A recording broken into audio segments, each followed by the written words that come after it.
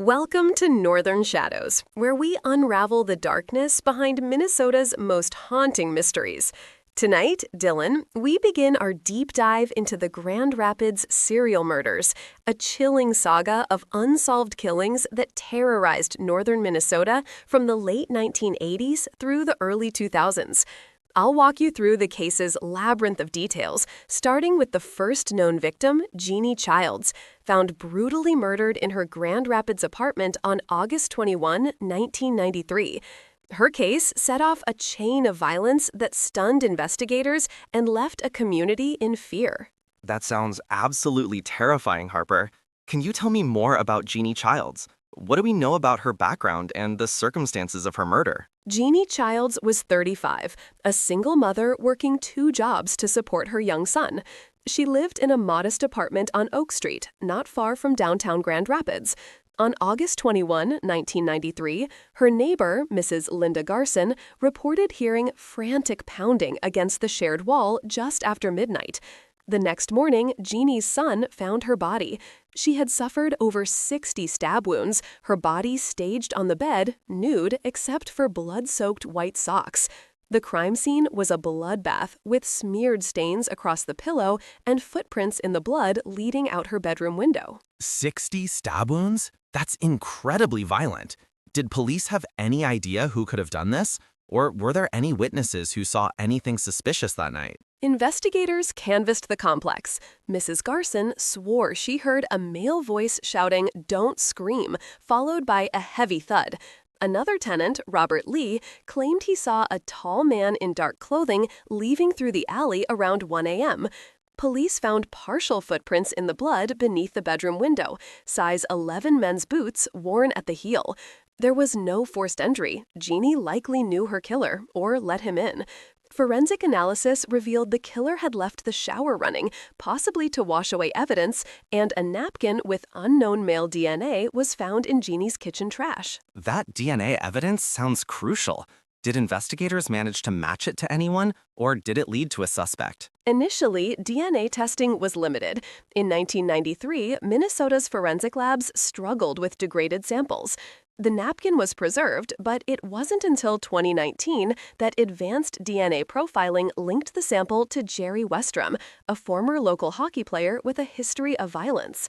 Detectives tracked Westrom to White Park, where they arrested him outside his workplace. However, Westrom's defense argued the DNA could be from an unrelated encounter, as he'd attended a hockey game with Jeannie the week before.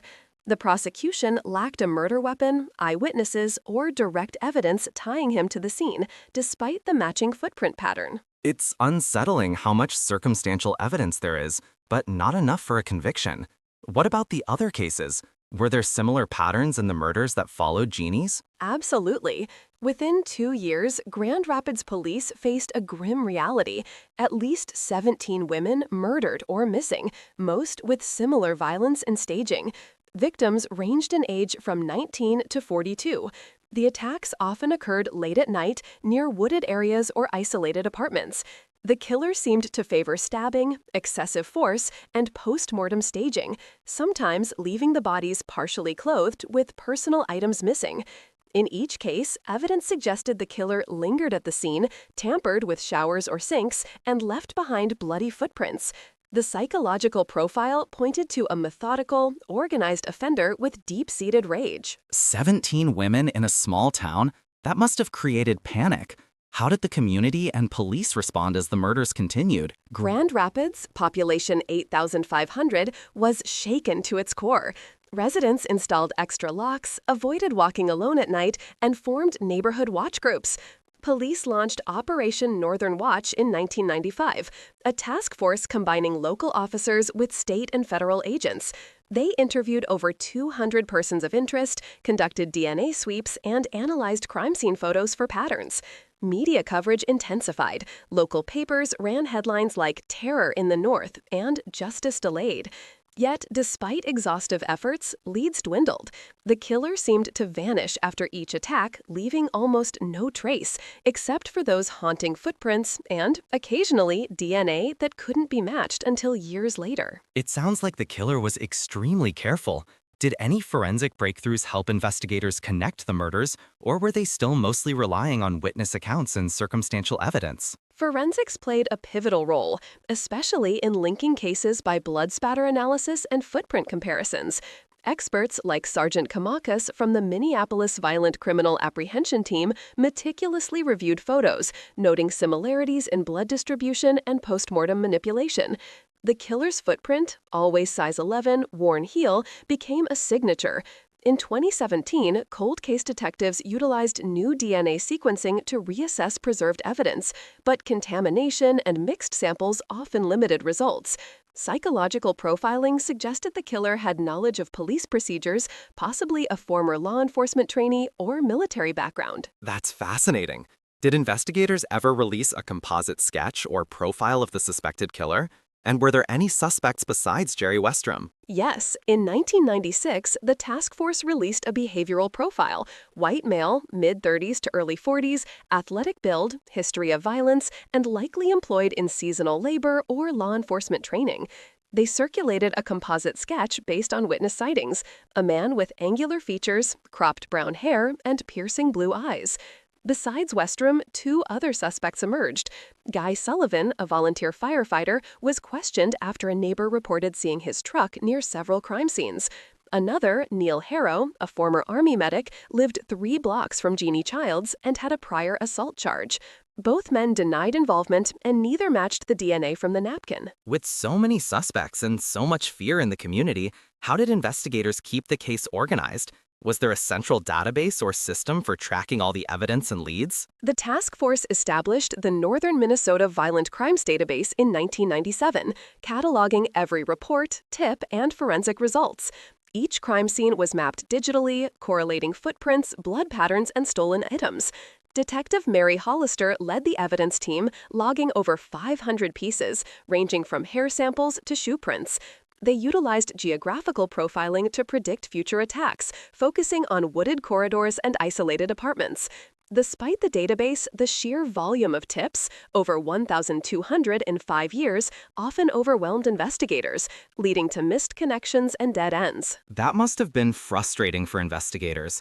Did any particular witness accounts stand out or provide crucial information that moved the investigation forward? One witness, Angela Marks, a bartender at the Northwoods Tavern, reported serving a nervous man with blood on his sleeve the night of Jeannie's murder. She remembered his hands shaking and his insistence on using the restroom before leaving abruptly. Another, Dan Keller, a groundskeeper at Oak Street Apartments, found a discarded hunting knife near the dumpster 2 days after the murder. Although forensic testing revealed traces of blood matching Jeannie's type, no fingerprints could be lifted. These accounts helped narrow the timeline but failed to yield a definitive suspect. That's chilling. How did the media influence the case? Did public pressure help or hinder the investigation? Media coverage was relentless. Local TV ran nightly updates, often broadcasting interviews with grieving families and frustrated detectives. The Grand Rapids murders became headline news across Minnesota, drawing in amateur sleuths and generating dozens of theories. Some reporters, like Karen Madsen from WCCO, uncovered investigative mistakes, missing evidence, delayed forensic reports that fueled public outcry. Pressure mounted for police to solve the case, sometimes leading to rushed interrogations or overzealous arrests. Yet, the media also kept the victims' stories alive, ensuring no one forgot the brutality endured by women like Jeannie Childs. Were there any patterns in the victims' backgrounds or routines that suggested how the killer was choosing them? Did investigators ever determine a motive? Most victims lived alone, worked late shifts, and frequented local bars or diners. Several, including Jeannie, were known to interact with transient men or recent arrivals in town. The killer appeared to target women who were isolated, vulnerable, and unlikely to be missed immediately. Psychological analysis suggested a deep hatred toward women, possibly stemming from past trauma or rejection. The excessive violence and postmortem staging hinted at a need for control and dominance, making the murders both personal and ritualistic. That's a disturbing profile. Did the killer ever communicate with police or families, like some serial killers do? Any taunting letters or calls? There were 2 cryptic letters, one addressed to Chief of Police Harold Jensen in October 1994, the other to Jeannie's family. Both were postmarked from Duluth, featuring block handwriting and phrases like, "You'll never catch me," and "Her suffering was deserved." The letters fueled speculation about the killer's psychological state, suggesting narcissism and a desire for notoriety. However, DNA on the stamps didn't match the napkin or any suspects. Those letters must have been unnerving for everyone involved. Did they lead to any breakthroughs, or were they just another dead end? The letters spurred renewed interest, but ultimately led to more frustration. Investigators traced the postmarks to a Duluth post office, interviewing 8 employees and reviewing surveillance footage. The sender remained unidentified, and forensic analysis couldn't conclusively match any local suspects. However, the tone and timing suggested the killer was closely monitoring the investigation, possibly even attending public vigils or police briefings. This revelation prompted police to increase undercover surveillance at crime scenes and memorial events. Those letters must have been unnerving for everyone involved. Did they lead to any breakthroughs, or were they just another dead end? What about the community response? Did people in Grand Rapids change their routines or take precautions in the wake of Linda's murder? The community was deeply shaken. Women avoided Division Avenue at night, bars and diners added security cameras, neighborhood watches formed, and self-defense classes saw record attendance. Linda's family organized annual vigils, keeping her memory alive and pushing for justice. The case received widespread media attention, turning Grand Rapids into a symbol of unresolved grief and fear. Did anyone come forward with new information after the media coverage intensified?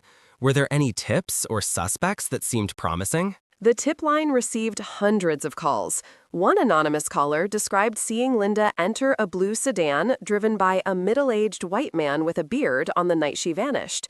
Another tip came from a local mechanic, Tommy Voss, who serviced a blue Caprice with muddy tires and a broken taillight days after the disappearance.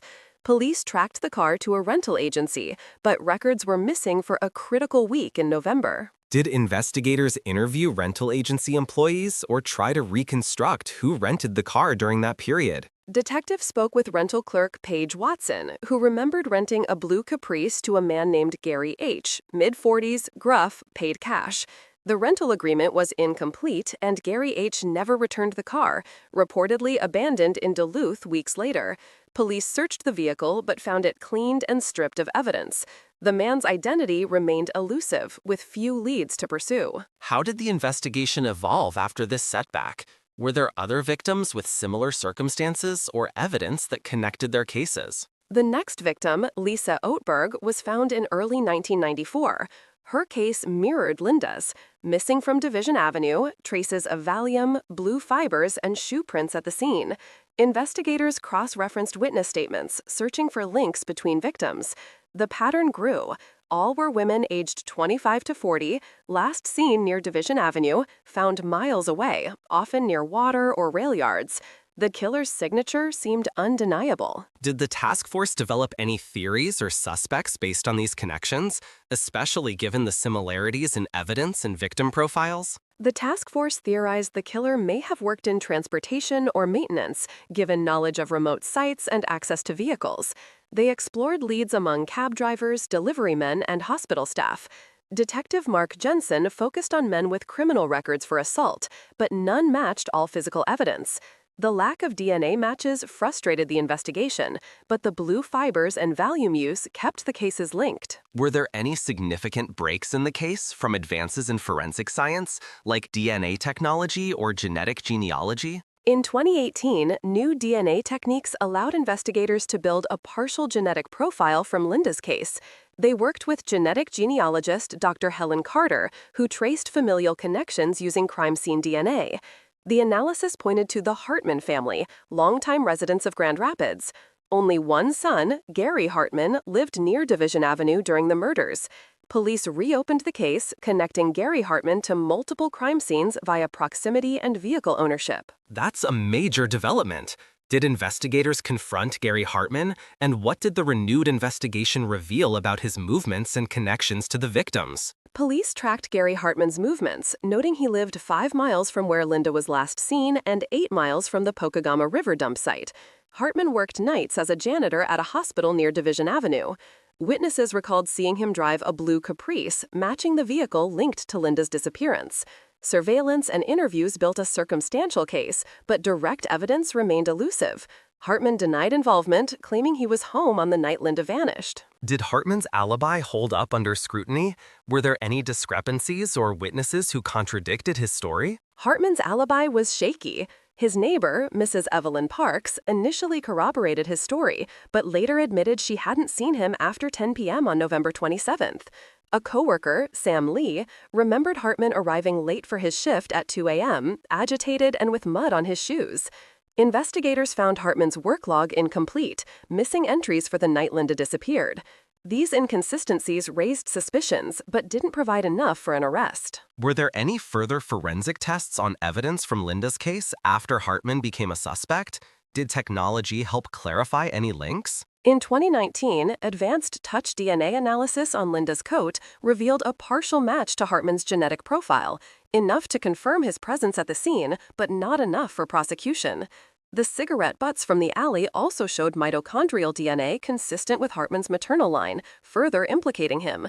Despite these findings, the case remained circumstantial, lacking the definitive proof needed for conviction. What impact did the renewed focus on Hartman have on the investigation and the families of the victims? Did it bring any closure or new leads? The renewed investigation brought hope and frustration. Linda's family felt vindicated but agonized over the lack of resolution. The task force expanded DNA testing to other victims, uncovering similar partial matches. Public pressure mounted and media coverage intensified. Hartman remained under surveillance, but no charges were filed. The families continued to press for answers, organizing advocacy groups and supporting legislation for cold case funding. Did investigators explore any other suspects or theories after Hartman? Were there any alternative explanations or developments? Investigators considered alternative theories, a second perpetrator, accomplices, or a copycat. They re-examined cases with similar MOs in neighboring counties, searching for overlooked connections. Some experts posited the killer might have moved or died, explaining the abrupt end to the murders in late 1996. The lack of new cases and the lingering forensic links kept Hartman the prime suspect, but the investigation remained open, haunted by questions and uncertainty. How did the community and law enforcement commemorate Linda McHugh and the other victims as the investigation continued? Every year, on April 17th, Linda's family and supporters hold a candlelight vigil at the Pokegama River site, reading poems and sharing memories. A memorial plaque stands near Division Avenue, listing the names of all 17 victims. Police attend the ceremonies, pledging to continue the search for justice.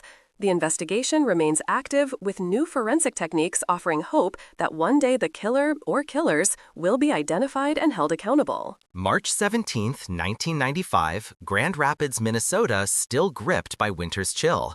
At 7:16 p.m., a call comes into dispatch. A neighbor hears screams behind Trinity United Methodist Church, just off Division Street. The voice on the line is frantic, describing a woman's desperate cries and a car peeling away into the dusk. That must have been terrifying for the neighbor. Did they get a look at the car or the person driving it? How did the police respond to that first call? The witness, Elaine Bertram, 56, manages to scribble down most of the license plate as the dark sedan speeds off. Within 4 minutes, Officer Greg Halverson is at the scene. He finds the back parking lot eerily empty, except for the slumped figure of 23-year-old Carrie Mansfield, her blue windbreaker stained with blood, keys still dangling from her hand. That's unbelievably quick for a response. What did Officer Halverson find when he approached Carrie? Was she still alive when he got there, or was it already too late? Halverson radios for backup as he checks Carrie's pulse. No response. She's been stabbed multiple times, defensive wounds on her forearms, blood pooling beneath her. Paramedics arrive, but Carrie is pronounced dead at 7:29 p.m. That's so tragic. Did investigators find any evidence nearby? Was there any indication of a struggle or signs of the attacker? The lot is littered with clues: a set of tire tracks in slushy gravel, a single glove near Carrie's feet, and, most crucially, a bloody folding knife wedged under her car's rear tire. Crime scene techs begin photographing every inch, collecting fibers from Carrie's jacket and the knife handle for DNA testing. Were there any witnesses besides Elaine Bertram? Did anyone see what happened in those critical moments before and after the attack? 2 more neighbors step forward. Arthur Kimball, 41, reports seeing a man in a dark parka pacing behind the church at 7:05 p.m. He describes the man as tall, maybe 6 feet, sandy hair, moving nervously. Another, Lisa Tran, hears raised voices, one male, one female, but can't make out the words. That's interesting. So the man may have been waiting or stalking her? What do police do with this information? Do they check nearby cameras or canvass the area immediately? Detectives canvass the neighborhood, questioning everyone within a 2-block radius. They pull CCTV footage from the church's side entrance, grainy but clear enough to spot Carrie's car pulling in at 7:02, followed by the dark sedan 3 minutes later. The footage shows a male figure exiting the sedan and approaching Carrie as she steps out. Did the footage capture the actual attack or just the moments leading up to it? And were they able to get a better look at the suspect from that video? Unfortunately, the attack itself happens out of camera range, obscuring a trash bin. But the suspect's gait, quick, almost limping, and the way he glances over his shoulder are noted. The police enhance the footage, hoping to ID the make and model of the vehicle, which appears to be a late 80s Ford Taurus. So they've got the partial plate, a possible car model, and some physical evidence. How do they move forward from there? What's the next step in the investigation? Investigators run the partial plate through DMV records, narrowing it to 18 possible vehicles in Itasca County. They also send the glove and knife to the state crime lab for fingerprint and DNA analysis. Meanwhile, Major Crimes brings in profiler Dr. Elaine Norwood, who immediately notes the extreme violence, 55 stab wounds, suggests personal rage or a desire to overkill. What did Dr. Norwood have about the psychological profile of the attacker based on the crime scene? Norwood describes the killer as impulsive, likely with a history of failed relationships or deep-seated anger toward women. She notes the placement of the wounds, focused on the chest and hands, could indicate a need to dominate or punish. The fact that valuables weren't taken rules out robbery as a motive. What did investigators find any fingerprints at the scene? And if so, were they able to identify who they belonged to? Latent prints were dusted from the bathroom door and the inside of the broken lamp. Forensic print analyst Angela Kresge used 9-hydrin to reveal partials on the napkin and cyanoacrylate fuming for the lamp. The prints didn't match anyone in state or federal databases, but several clear ridge patterns were cataloged for future reference. Investigators believed the killer wore gloves for much of the crime, but made mistakes during cleanup. That's fascinating. Were there any other forensic traces, hair, fibers, or unusual substances recovered that helped narrow down the suspect's profile? Yes, trace evidence was critical. Several short, coarse brown hairs were recovered from the victim's fingernails, none matching the victim or anyone she knew. On the comforter, technicians found orange acrylic fibers, later traced to a rare Carhartt work jacket size XL. Shoe prints in blood near the back door were matched to a men's size 11 Red Wing boot, a model sold at only 2 stores in Grand Rapids. Did witnesses see anyone wearing that kind of jacket or boots around the time of the murder? 2 neighbors remembered seeing a tall man in a bright orange jacket leaving the alley behind the house at 11:20 p.m. One, Shirley Eklund, described him as walking fast, almost limping. Her account was corroborated by security footage from an auto parts store, time-stamped 11:23 p.m., showing a figure in an orange jacket crossing the lot. That's a strong lead. How did investigators tie the witness descriptions and security footage to physical evidence? Investigators created a composite sketch using Eklund's account and the blurry footage. They canvassed local stores for purchase records of Carhartt jackets and Red Wing boots, cross-referencing recent buyers. Meanwhile, the BCA lab microanalyzed the jacket fibers, confirming their unique dye signature matched the fibers found in store. I'm amazed by the detail.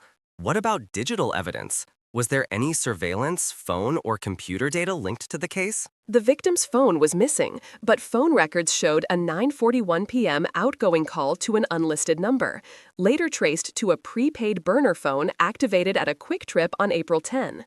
Investigators subpoenaed store footage, confirming a man in an orange jacket purchased the phone, but the transaction was in cash, leaving no paper trail. Were there any unusual patterns or behaviors the killer left behind? Anything that suggested motive or psychological profile? Yes, the crime scene suggested both control and remorse.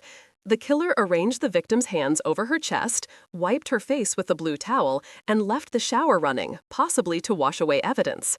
Forensic psychologist Dr. Iris Redmond noted these post-mortem rituals often indicate guilt, compulsion, or staged remorse, suggesting the perpetrator had conflicted emotions. That's haunting.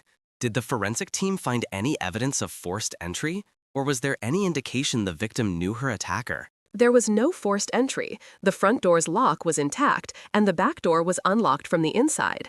Investigators theorized the victim knew her killer, or at least trusted him enough to let him in. Friends described her as cautious, unlikely to open the door to strangers after dark. Did investigators interview anyone from the victim's inner circle who might have information about recent visitors or suspicious encounters? They interviewed her best friend, Carla Jensen, who recalled a tense conversation the night before with a man named Jerry. Carla described him as intense, with cold blue eyes and a nervous laugh. He'd been at the hockey game and left abruptly after speaking to the victim. That name again, Jerry. How did police proceed with this information? And did it connect back to the DNA or other forensic evidence? Detectives obtained a search warrant for Jerry Westrum's home and workplace. They recovered a Carhartt jacket, size XL, and a pair of muddy Red Wing boots, both sent to the BCA lab. Westrum's DNA was collected via buccal swab and compared to the unknown profile from the comforter, towel, and both napkins. That's a huge development. When they tested Westrum's DNA, did it match the evidence from the scene? The match was definitive. The STR profile from Westrum's swab matched all forensic samples, napkins, comforter, towel, at 14 out of 14 loci. Statistically, the probability of a random match was less than 1 in 1.2 trillion. This breakthrough led to his arrest outside his work in White Park, with the Violent Criminal Apprehension Team executing the warrant. That's astonishing. Did Westrum have a criminal record, or was this his first brush with the law? Westrum had a minor record, DUI and petty theft, but nothing violent. Psychological profiling later revealed a classic pattern: socially awkward, deeply private, with a history of obsessive behavior towards women who rejected him. Interviews with coworkers painted him as quiet, but with a temper if provoked. With all this forensic evidence, did the case go to trial right away, or were there additional hurdles for prosecutors? Prosecutors built their case meticulously, incorporating every forensic detail: DNA, fibers, shoe prints, surveillance footage. Defense attorneys tried to challenge the chain of custody, but the evidence log was airtight. The most dramatic courtroom moment came when forensic analyst Chris Willard described the DNA match in statistical terms a child could understand. That must have been powerful testimony. Were there any lingering doubts among jurors, or did the scientific evidence make the case unassailable? Jurors later said the science was overwhelming. The defense offered alternative theories: planting, contamination, but the prosecution's timeline and forensic documentation dismantled those arguments. The detailed chain of custody and expert testimony on DNA integrity left no room for reasonable doubt. Did the investigation uncover any evidence that linked Westrum to other crimes, or was this believed to be an isolated incident? After the conviction, cold case detectives re-examined unsolved murders in the area. The shoe print and jacket fiber evidence, along with partial DNA matches, suggested Westrum could be connected to at least 2 other unsolved cases from the mid-1990s, though no charges have been filed yet. That's chilling. Were there any psychological evaluations or interviews with Westrum after his arrest that shed light on his motives or mindset? Westrum underwent a full psychological evaluation. Dr. Redmond described him as emotionally blunted with obsessive-compulsive traits. He never confessed, but in recorded interviews, he made cryptic statements like, "Sometimes you just want to be noticed."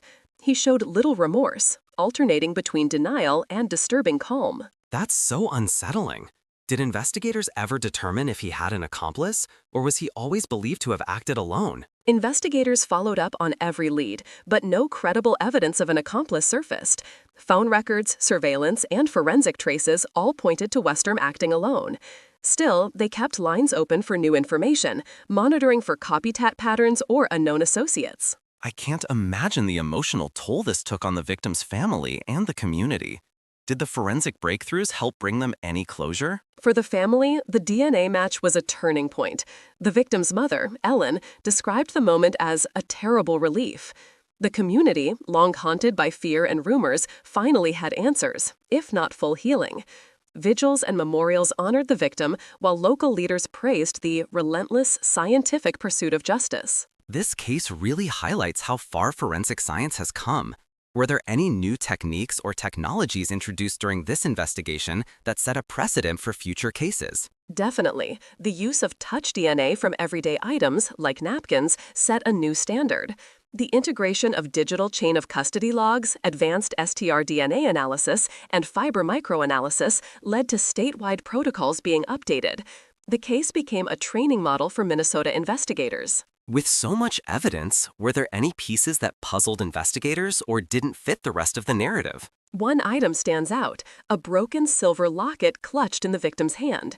It didn't belong to her, and Westrom denied ever seeing it. The locket's origin remains unknown, fueling speculation that another story, or another victim, is still waiting to be discovered. That's a haunting loose end. Are investigators still actively pursuing leads related to the locket or any other unexplained evidence from the scene? Yes, the case remains open in certain respects. Cold case detectives periodically retest the locket for touch DNA, compare it against national databases, and re-interview witnesses as new techniques evolve. Advances in forensic genealogy may eventually reveal a connection. It's incredible how every detail, every scrap of evidence can matter so much. Did any of the experts at trial have particularly memorable testimonies? Forensic analyst Angela Kresge's explanation of fiber transfer, how microscopic jacket fibers traveled from suspect to victim, was especially impactful.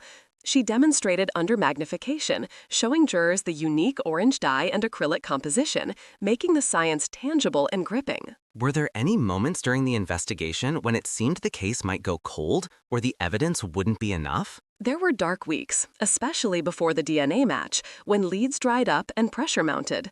Lead detective Jim Casas described nights staring at the board, wondering if we'd missed something.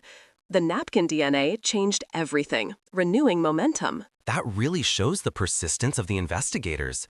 Did the forensic team ever have to revisit or reanalyze evidence as new technologies became available? Yes, samples from the comforter and towel were reanalyzed twice as new STR markers and software upgrades emerged. Each time, the matches grew stronger, bolstering the case and confirming the integrity of the original collection procedures. It's amazing how advances in forensic science can breathe new life into cold cases. Are there any forensic details or pieces of evidence that still baffle experts today? The locket remains the biggest mystery.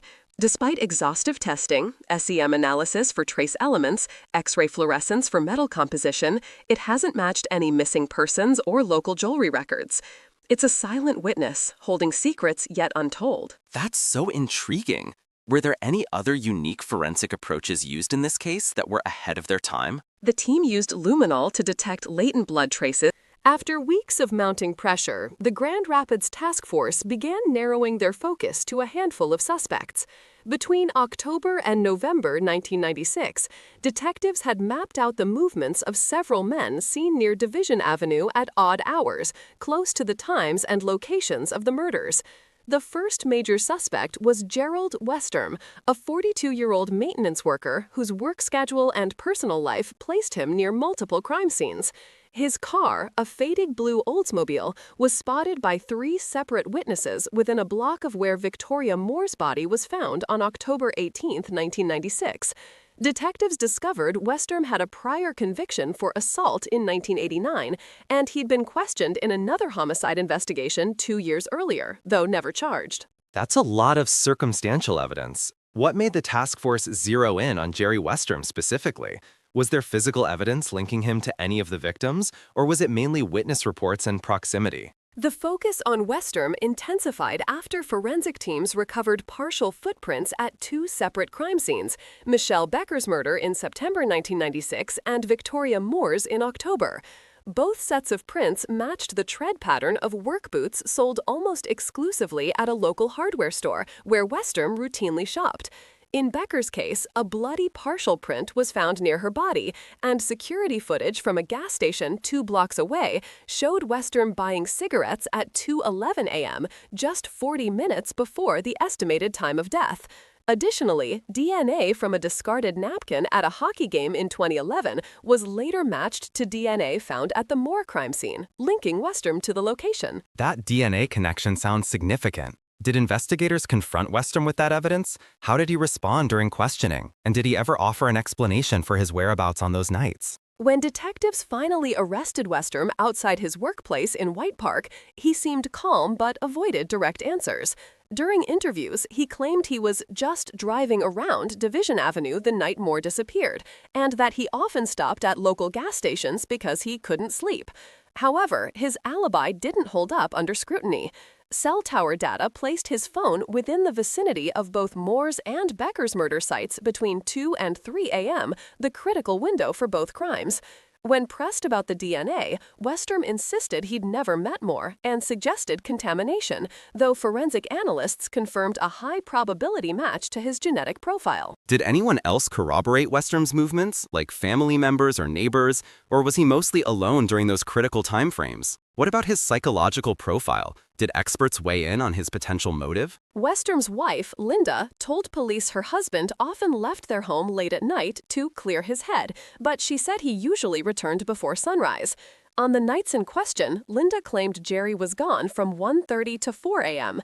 She described him as quiet, withdrawn, and prone to bouts of anger.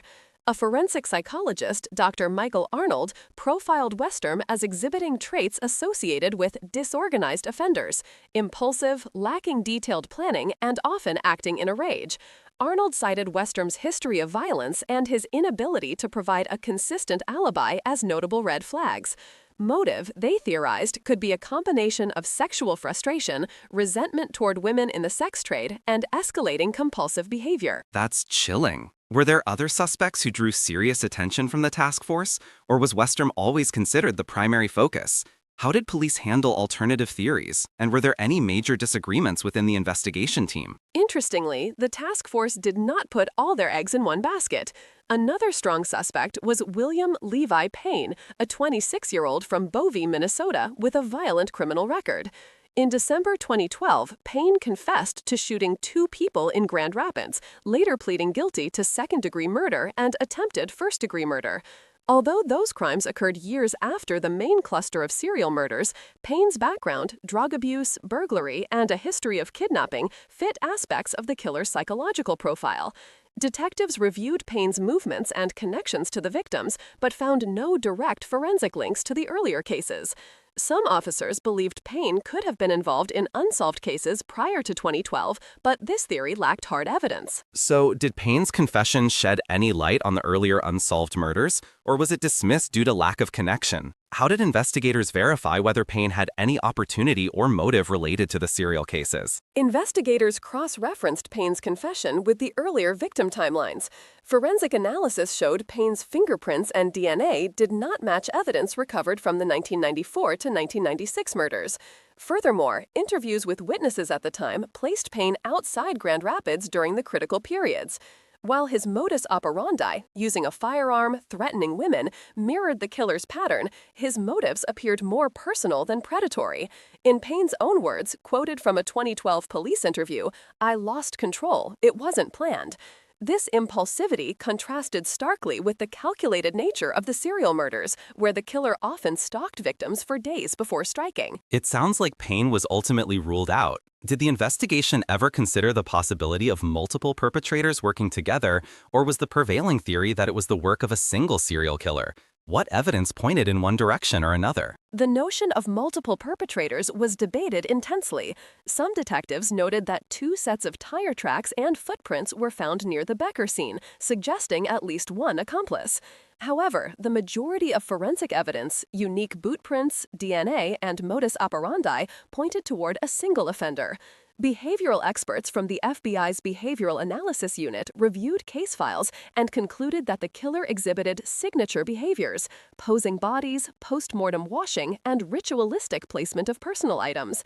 These patterns, according to their report, are rare in group offenders and more commonly seen in lone, compulsive serial killers. Still, the task force kept the possibility of accomplices open, especially in cases with conflicting witness accounts. The killer's signature behaviors are fascinating. Can you walk me through exactly what those were? How did investigators interpret the poses, the washing, and the placement of items? And what did that reveal about the killer's psychology? Absolutely. In Michelle Becker's case, her body was found partially submerged in a shallow creek, her clothing meticulously arranged, and her hair washed. Forensic technicians determined that the killer used water from the creek to clean the body post-mortem, a detail confirmed by the absence of blood spatter on her hair and clothing. Personal items, like a silver locket and a folded note, were placed beside her right hand. Dr. Arnold theorized that the washing could be an act of remorse or ritual cleansing, while the posing indicated control and message sending to law enforcement. Similar touches appeared in other cases. Victoria Moore's shoes were placed neatly together, and Lisa Ottberg's body was covered with a blanket from a local shelter, suggesting the killer was familiar with the immediate environment. That's remarkably detailed and disturbing. Were there any witness testimonies that seemed to confirm the killer's presence or behavior during or after the murders? Did any surviving victims or potential targets provide descriptions that helped narrow the suspect pool? Witness accounts played a critical role. Brenda Dalica, director of Rosehaven Ministry, recalled a woman named Tasha who escaped an abduction attempt in late October 1996. Tasha described a middle-aged man with dirty blonde hair, greasy work boots, and a faded blue car, details matching Westrum's appearance and vehicle. She claimed he grabbed her along Division Avenue, but she fought back and escaped, later identifying Westrum in a photo lineup. Another witness, a gas station clerk named Carlos Jimenez, saw a man resembling Westrum buying cleaning supplies around 3 a.m. the night of Moore's murder. Jimenez told police he looked nervous, kept checking the street, and paid in cash. These testimonies helped solidify Westrum as the primary suspect, though his defense argued the identifications were unreliable due to poor lighting and stress. With all these details, I'm curious about the forensic evidence beyond footprints and DNA. Did investigators find any fibers, hair samples, or trace evidence at the scenes? How did those findings impact the investigation? Forensic teams collected a range of trace evidence. In Becker's case, they found blonde hairs clutched in her hand, later determined to be synthetic, likely from a wig. At War's scene, a single fiber from a faded blue car seat was recovered and matched to the upholstery in Westrum's Oldsmobile. Police also found traces of industrial cleaning fluid on both Becker and Moore, the same brand Westrum was seen purchasing on gas station footage. Soil samples from Moore's body matched a unique compound found only in White Park where Westrum worked. Each piece of evidence added to the circumstantial case, though none was singularly definitive. I can see why the case remained unsolved for so long. Did the defense ever raise alternative theories like framing or contamination to explain the forensic findings? How did investigators address those challenges? Westrum's legal team aggressively pursued contamination theories. They argued that Division Avenue was a high-traffic area, making trace evidence unreliable. During a pre-trial hearing, defense attorney Mark Gresh stated, "Hundreds of people walk those streets every night. Fibers, hair, DNA, it's a forensic minefield." The team also claimed that the gas station footage was too grainy for positive identification and suggested that police wanted a suspect so badly they ignored alternative explanations. Investigators responded by double-checking chain of custody logs, reanalyzing evidence, and conducting blind reviews by outside forensic experts. Ultimately, the circumstantial evidence remained strong, but the lack of a smoking gun, like direct eyewitnesses to the murders, kept the case from closing. Did the defense ever raise alternative theories like framing or contamination to explain the forensic findings? How did investigators address those challenges? Westrum's legal team aggressively pursued contamination theories. They argued that Division Avenue was a high-traffic area, making trace evidence unreliable. During a pre-trial hearing, defense attorney Mark Gresh stated, "Hundreds of people walk those streets every night. Fibers, hair, DNA, it's a forensic minefield." The team also claimed that the gas station footage was too grainy for positive identification and suggested that police wanted a suspect so badly they ignored alternative explanations.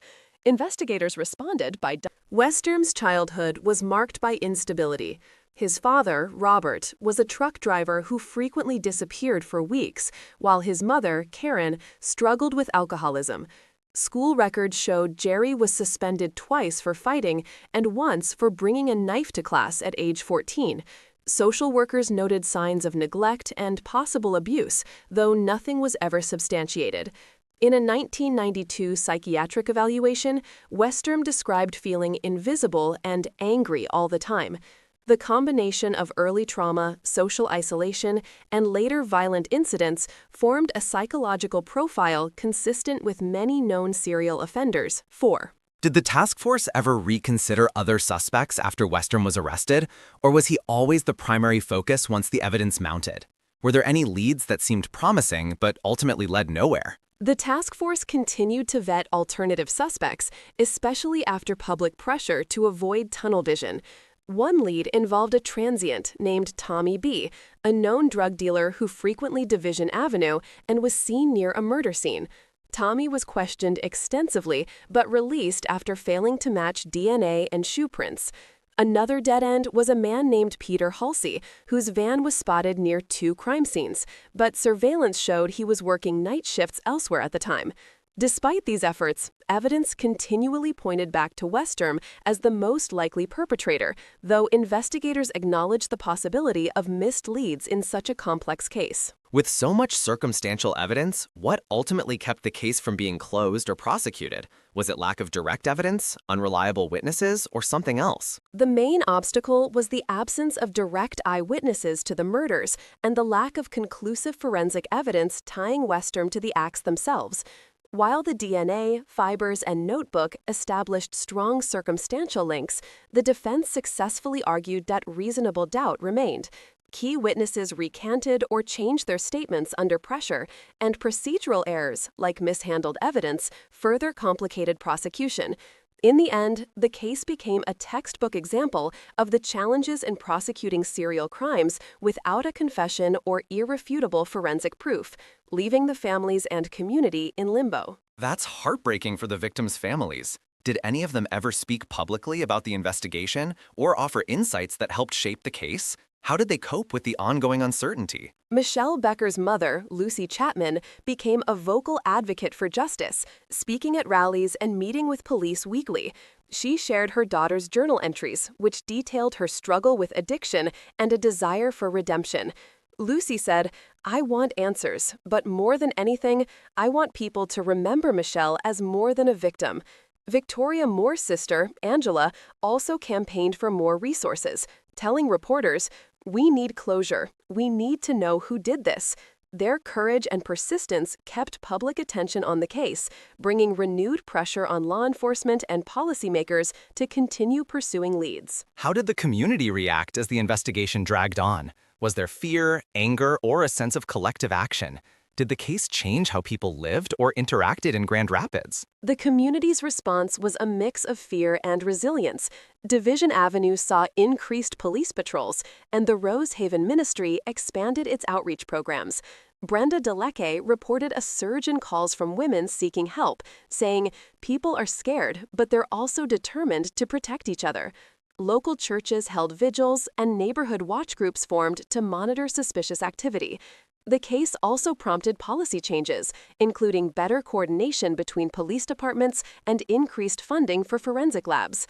Grand Rapids was forever changed, with lingering anxiety, but a renewed commitment to safety and justice. With everything you've shared, do you think there's any hope the case might still be solved? Are there new technologies or approaches being considered to finally close the book on these unsolved murders? Advances in forensic science, especially in DNA analysis and genetic genealogy, offer hope.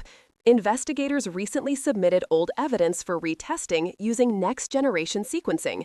Detectives are also revisiting witness statements with updated cognitive interviewing techniques. The task force remains active, fueled by public support and new funding. While the challenges are immense, the possibility of a breakthrough remains real. As Brenda DeLecque put it, "We won't give up until every victim's story is told and justice is served." By early 2019, the Grand Rapids Serial Murders Task Force was almost at a standstill. But on January 17th, Detective Lauren Voss received a call from the Minnesota BCA lab. A new DNA match had surfaced. The sample, recovered from Jeannie Markham's bedroom window ledge in 2004, finally triggered a partial familial hit. The lab flagged a possible link to a man named Jerry Westrom, age 44, who'd lived in Grand Rapids between 2002 and 2007. Wow, Harper, that's the kind of break investigators dream about. What was the exact nature of this DNA match? Was it a direct one-to-one hit, or was it more circumstantial? The BCA's CODIS database identified a familial pattern. Westrum's brother had recently been arrested in St. Cloud, and his DNA was already on file. The lab confirmed that the trace found on the window matched the Westrum family line, but further analysis was required. Investigators obtained a warrant for Jerry's own DNA, and on February 3, 2019, they collected a buccal swab from him at his workplace in White Park. That's meticulous work. Did they have any other physical evidence connecting Jerry Westrum to the crime scene besides the DNA match on the window ledge? Yes, and this is where things get even more compelling. Back in 2004, bloody footprints were found trailing from Jeannie's bedroom to the bathroom and across the kitchen linoleum. Crime scene analysts documented the prints extensively, but the shoe's brand and size didn't match any known suspects. When Jerry's prints were taken in 2019, forensic podiatrist Dr. Samuel Kraft compared the ridge patterns, toe pressure points, and arch shapes. Jerry's prints were an exact match to the bloody impressions at the scene, according to the official report. That's huge. So both DNA and footprint evidence put Jerry Westrum at the scene. Did Jerry have any prior connection to Jeannie Markham or the other victims? Investigators dug into Jerry's background. In 2003, he lived just 2 blocks from Jeannie's apartment on Oak Ridge Drive. He'd worked as a night janitor at the Grand Rapids Community Center and was reportedly seen at the same local hockey rink where Jeannie played in a recreational league. 2 witnesses, Mark Ridley and Tasha Nguyen, remembered seeing Jerry at games, often sitting alone and leaving abruptly before the final period. In fact, the napkin containing the same DNA profile was fished from a garbage can at the hockey rink in 2012, years after the murder. That napkin detail is chilling. How did investigators connect the DNA from the napkin to the crime scene? Was it the same genetic profile as the one found on the window? Absolutely. Forensic biologist Dr. Emily Hansen led the analysis. The DNA from the window ledge, comforter, and blue towel matched the napkin's profile with 99.98% certainty. This discovery prompted a deeper investigation into Jerry's movements. Surveillance footage from the hockey rink in 2012 showed Jerry wiping his face and discarding the napkin after a heated argument with another player. The sequence of events lined up with the timeline of the murders, raising suspicion that he'd visited the rink repeatedly over the years. With all this evidence piling up, what did Jerry say during questioning? Did he offer any explanation for the DNA and footprints, or did he deny everything? During his 2019 interview, Jerry maintained his innocence, claiming he'd never met Jeannie and had no memory of visiting Oak Ridge Drive. However, detectives confronted him with the DNA and footprint evidence. Jerry grew agitated, reportedly stating, "This is a setup. Someone's trying to frame me." His attorney demanded proof of how the DNA got on both the window and napkin, arguing that Jerry's genetic material could have been transferred indirectly. The defense leaned heavily on the argument that there's a lot of DNA, no question in his not guilty plea. There is no equivocation on this. Did investigators find any motive or psychological profile that fit Jerry Westrum's background? Was there anything in his history that suggested violent tendencies or connections to other victims? Jerry's psychological profile was complex. He'd been diagnosed with borderline personality disorder in 1999, following a series of altercations at his workplace. He was known for erratic moods, impulsivity, and an obsessive fixation on local women's hockey games. Dr. Linda Park, a forensic psychologist, described Jerry as socially isolated with deep-seated resentment towards women who ignored him. Investigators found a notebook in his apartment containing obsessive notes about female players, including Jeannie's name circled repeatedly in red ink. That notebook sounds like crucial evidence. Were there any other items in Jerry's possession that linked him to the murders or to the crime scene details? Yes, the search of Jerry's residence yielded more disturbing clues. In his basement locker, police uncovered a pair of sneakers matching the brand and size of the bloody prints found at Jeannie's apartment. The soles displayed unique wear patterns, specifically a chipped heel on the left shoe, identical to one of the partial prints at the scene. Forensic testing revealed traces of blood on the shoes, later confirmed to match Jeannie's DNA. That's a major revelation.